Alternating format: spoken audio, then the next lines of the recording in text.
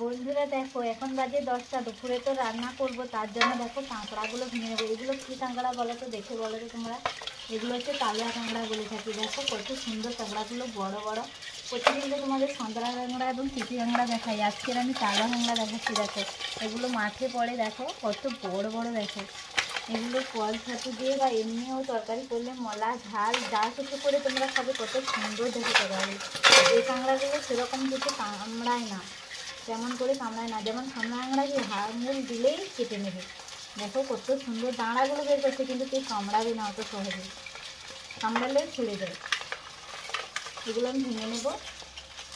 দেখো বেয়ে চলে যাচ্ছে, কত বড় বড়। দেখো বন্ধুরা, আজকে আমি এগুলো দিয়ে কল ছাতু দিয়ে মলা করবো, তার জন্য আমি ভেঙে নিচ্ছি। রান্নার জন্য তো আগে থেকে জোগাড় যন্ত্র করে রাখতে হবে, তাহলে রান্নার সময় আর কোনো অসুবিধা হবে না, সহজেই হয়ে যাবে। তাই আগে থেকে কাঁকড়াগুলো ভেঙে নিচ্ছি।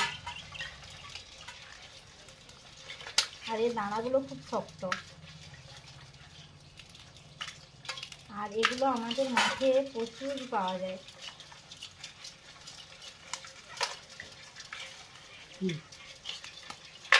আর বন্ধুরা, ভালো লাগলে প্লিজ সবাই একটু লাইক এবং সাবস্ক্রাইব করবে।